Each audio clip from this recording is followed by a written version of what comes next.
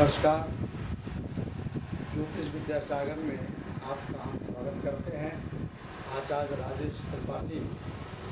मैं आज आप लोगों को बताऊंगा कि डॉक्टर बनने का योग क्या होते हैं। बहुत सारे लोग कमेंट के द्वारा या हमारे यहाँ कुंडलियाँ लेकर के आते हैं, तो वो पूछते हैं कि डॉक्टर, मेरी बिटिया डॉक्टर बनेगी या नहीं, मेरा बेटा डॉक्टर बनेगा या नहीं। देखिए, डॉक्टर की कुंडली अलग होती है। हमारी शिक्षा और व्यवसाय की लाइन से सबकी कुंडली अलग अलग होती है। डॉक्टर भी एक भगवान का रूप होता है। ऊपर भगवान है तो नीचे भगवान का रूप डॉक्टर को भी माना जाता है। कितने बेचारे पीड़ित व्यक्ति को, कितने रोते लगते व्यक्ति को डॉक्टर कितने धैर्य और साहस के साथ वो अपना योगदान करते हैं। अब देखिए, मैं 6-7 पॉइंट बताऊंगा कि डॉक्टर की कुंडली में वो है या नहीं, आप भी समझ पाओगे। जैसे पहला तो है कि कुंडली का जो पंचम भाव होता है उसका संबंध डायरेक्ट 10वें भाव भावेशों से होना चाहिए। कुंडली का पंचम भाव या पंचमेश का संबंध कुंडली के 10वें भाव या भावेशों से, उसके मालिकों से संबंध डायरेक्ट होना चाहिए। उनकी युति हो, 5 और 10 एक साथ बैठे हों, या स्थान परिवर्तन हो, या एक दूसरे को वो देखते हों, तो ये संबंध डायरेक्ट पंचम का और दसम भाव का हो जाता है मित्रों। दूसरा चीज़ ये है कि 5 और 10 भाव पे गुरु का प्रभाव होना चाहिए। गुरु ऐसी जगह बैठे हों जहाँ से वो पंचम या पंचमेश को देखते हों, दसम या दशमेश को देखते हों, तो वो नौकरी या डॉक्टरी लाइन में जाने के रास्ता को क्लियर करते हैं। जब तक गुरु का आशीर्वाद नहीं मिलेगा तब तक हम उस सीट पर नहीं पहुंच पाएंगे। शनि का गोचर में शनि और बृहस्पति, ये 2 ग्रह ऐसे होते हैं कि शनि उन कारकों पर दृष्टि डालते हैं तो सहमति देते हैं, चाहे वो विवाह संबंधी हो। विवाह में सप्तम सप्तमेश को अगर, या लगन लगनेश को शनि अगर गुरु को दृष्टि नहीं करेंगे तो सहमति नहीं प्रदान होगी। फिर गुरु का आशीर्वाद भी चाहिए। शनि 2.5 साल बताते हैं, गुरु आशीर्वाद दे करके अगर इनकी दृष्टि पड़ती है तो 1 साल बताते हैं। तो गुरु का पंचम और दसम भाव पर इनका प्रभाव होना चाहिए। और दूसरी चीज़ जो सबसे विशेष चीज़ है कि डॉक्टरों की कुंडली में और शिक्षा जगत की कुंडली में, कोई वकील हुआ, कोई टीचर हुआ, गवर्नमेंट जॉब की मैं बात कर रहा हूँ, और डॉक्टरों की कुंडली में बिल्कुल अलग होती है। अलग क्या होती है? जैसे चंद्रमा है, विशेष स्थान चंद्रमा का होता है डॉक्टरों की कुंडली में। चंद्रमा का पीड़ित होना जरूरी है। क्यों जरूरी है? पीड़ित होना इसलिए ज़रूरी है कि देखिए, अगर शुभ चंद्रमा होता है तो आदमी भावनात्मक भाव उसके अंदर ज़्यादा जगते हैं। चंद्रमा मन का कारक होता है, वो बुरी चीज़ों को नहीं देख सकता। चंद्रमा अगर पीड़ित है तो थोड़ा सा मलिन कर देता है, वो मलिन कर देता है। जैसे आप बताइए कि ऑपरेशन थिएटर पे अगर व्यक्ति क्रूर न हो तो क्या वो ऑपरेशन कर सकता है? चीड़ फाड़, ब्लड, मांस, अगर वहाँ एक शुभ मन वाला पहुंच जाए, उसको वो देख नहीं सकता, वहीं बेहोश होके वो गिर जाएगा। मलिन चंद्रमा होना चाहिए। मलिन चंद्रमा से व्यक्ति क्रूर होता है, चाहे उसका संबंध 6, 8, 12 से हो रहा हो।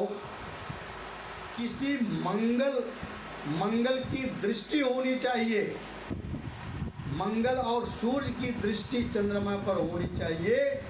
ये दो ग्रह उस व्यक्ति को क्रूर बनाते हैं, साहसी बनाते हैं। डॉक्टर बहुत साहसी होते हैं। प्राण रूप में बिल्कुल मृत रूप मरीज को लेकर के उसको चीरना फाड़ना, टाका फाका, मांस, ब्लड, नस फस इधर उधर करके, ये किसी कमज़ोर मन वाले व्यक्ति की बस की बात नहीं है। तो पाप पीड़ित चंद्रमा, पाप ग्रहों से पीड़ित चंद्रमा होता है तो वो व्यक्ति को एक तरफ तो वो क्रूर बना देता है। क्रूर व्यक्ति बड़ा अच्छा नहीं होता। चाकू मारने में, भोंकने में, सबको मर्डर करने में उनका चंद्रमा आप देखोगे तो क्रूर चंद्रमा होते हैं, उनको दया नहीं आती। वही बात सूर्य का भी है। सूर्य भी पाप ग्रहों से ग्रसित होना चाहिए, 6, 8, 12 से इनका संबंध होना चाहिए, तो ये क्रूर हो जाते हैं। अर्थात सूर्य और चंद्रमा का क्रूर होना डॉक्टर की कुंडली में अति आवश्यक है। अच्छा, चौथा पॉइंट है कि चौथे और पांचवें घर पर पाप ग्रह की दृष्टि होनी चाहिए। शनि, मंगल, राहु की दृष्टि होनी चाहिए। क्यों? चौथा और पांचवा घर शिक्षा का होता है। चौथा घर प्रारंभिक शिक्षा का और पांचवा घर उच्च शिक्षा का होता है। चौथे और पांचवें घर पे अगर व्यक्ति, लड़का अगर हाई स्कूल, इंटर में बायोलॉजी वगैरह नहीं लिया तो वो डॉक्टर कैसे बनेगा? तो जब कोई भी पाप ग्रह चौथे और पांचवें घर पर दृष्टि डालते हैं तो इसका अर्थ ये है कि ये लड़का तकनीकी शिक्षा प्राप्त करेगा। तकनीकी शिक्षा राहु से, सूर्य से और शनि से, पाप ग्रहों के द्वारा से देखी जाती है। किसी शुभ ग्रह से तकनीकी शिक्षा हम नहीं देखते। तो चौथा और पांचवें घर पे किसी पाप ग्रह की दृष्टि होना आवश्यक है, जबकि अन्य कुंडली में चौथे और पांचवें घर पे शुभ ग्रह की दृष्टि होनी चाहिए। लेकिन डॉक्टरों के कुंडली में चौथे और पांचवें घर पे पाप ग्रह की दृष्टि होनी चाहिए।